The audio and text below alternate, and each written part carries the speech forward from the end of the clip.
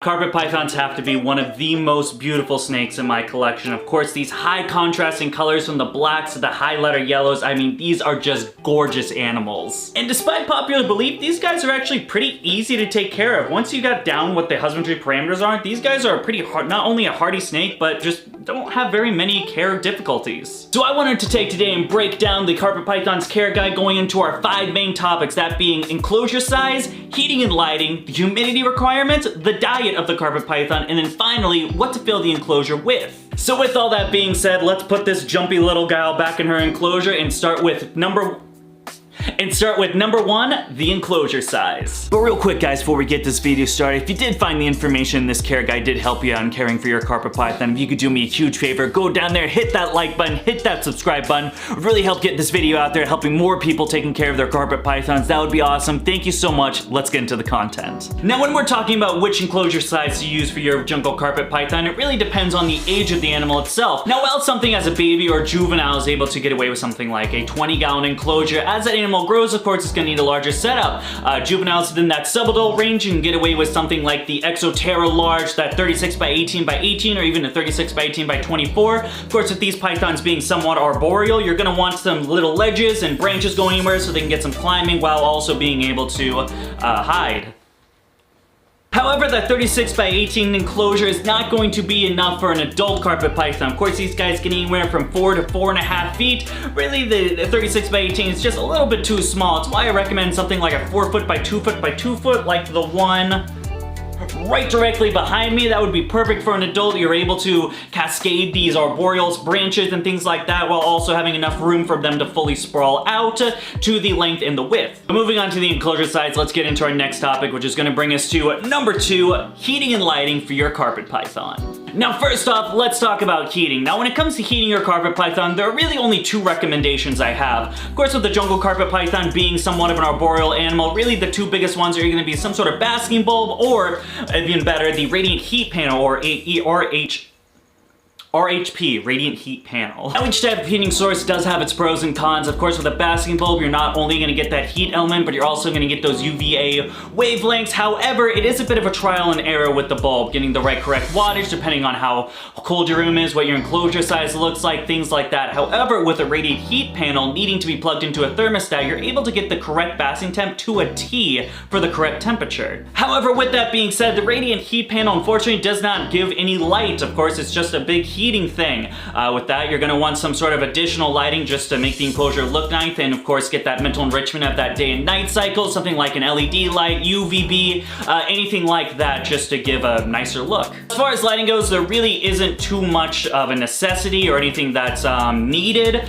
For instance, you always can use that LED or UVB, giving away some UVB rays, making the enclosures look a little bit nicer. But as far as necessity goes, you really only need some sort of that heating source, whether that be the basking or the radiant heat panel. And then before we move on to humidity, of course, we got to get the basking range temperature. Now, personally for me, I use a temperature gradient of somewhere around the 83 to 90 degree area across the hot side, and then as it gets cooler, somewhere around that high 80s, 78 to 79, something like that. But moving on, that's going to bring us to topic number 3, which is going to be the humidity requirements for your jungle carpet python. Now, as far as the humidity requirements go for your carpet python, it's pretty straightforward. You're going to want to hit that humidity percentage anywhere from that 40 to 60%, so kind of tropical while not being completely tropical like something like a crocodile skink. A couple of quick ways to make sure that your humidity stays on point is that recommended range is something like a nice tropical substrate, something like cypress mulch, cocoa fiber, things like that, making sure you don't have too much ventilation in your Enclosure or some other enclosure that you have, whether that be an aquarium, anything like that, sealing up some of those to retain that humidity. A couple of other things, like I do have a video right here I'll post in case you guys want some more information, but that's pretty much the gist as far as humidity goes. But getting down on this list, we only got a couple more topics to talk about, and that's going to bring us to number 4, the diet requirements for your carpet python. As far as the diet goes for the carpet python, it's much like pretty much every other snake, mice and rats. That's pretty much the bulk of it. I mean, you feed them mice when they're babies, and once you get a little bit older, you can switch them to rats, or you can keep them on mice, whatever you want to do. There seems to be some controversy about feeding mice or feeding rats. I'm not 100% sure why, but I fed mine mice, and now I feed mine rat pups, and that's it. That's the whole thing.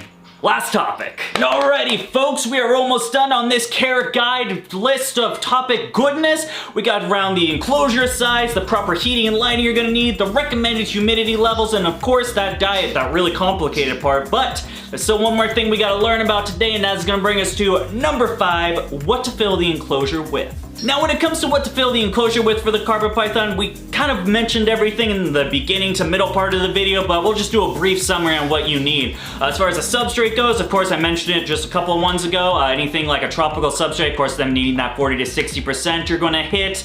So anything like cypress mulch, cocoa fiber, topsoil, anything like that. Personally, for me, I mix cocoa fiber with cypress mulch, makes a nice little substrate thing. Water bowls, they need to drink water, so you gotta give them a water bowl. Other than that, I have a nice little hide that mine can retreat to. She's getting a little big. I might need to get a bigger one later on, but she still fits in that one. Other than that, of course, I mentioned it, some arborealness. They do like to climb, so I got a couple of branches laying horizontally and vertically so she can climb up and perch on it. I see her every now and then, usually once in the summer months, so now that it starts getting a little warmer, she'll come out of her hide more often and actually perch on these horizontal perches, but other than that, she's mostly in her hide or just rumbling around, sometimes getting a drink.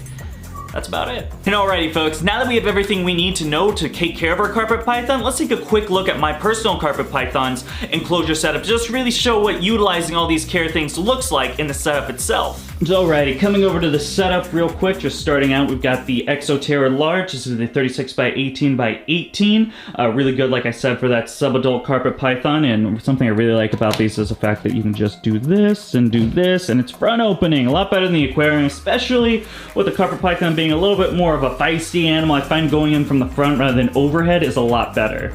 We got a nice basking bowl over here. This way she's able to utilize this hot hide I have right underneath, but also perch up if she wants to get a little bit more heat. This is just a little 25 watt bulb, so not putting up too much heat. The room itself is pretty warm itself, getting around that 78 to 79 like I mentioned, so you really don't need as much as a basking bulb to achieve that extra basking temp for the warm side.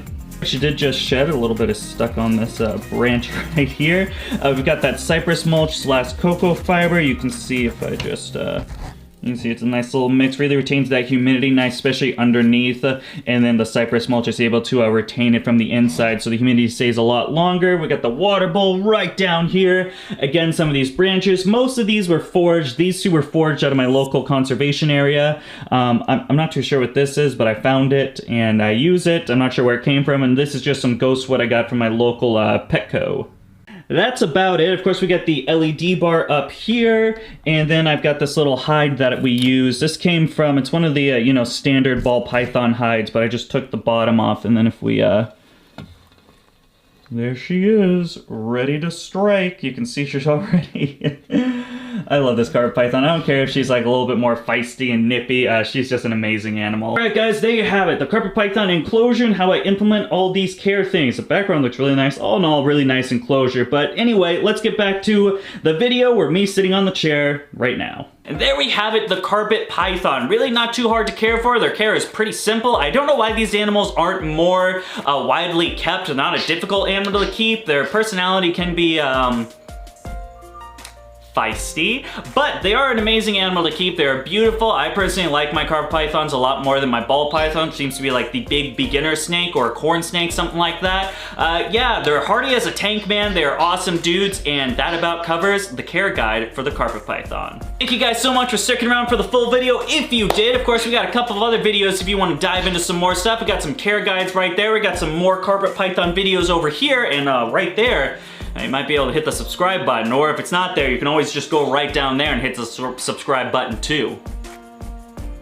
Maybe hit the subscribe button. Okay, folks, that's gonna wrap it up for today. Until next time, goodbye.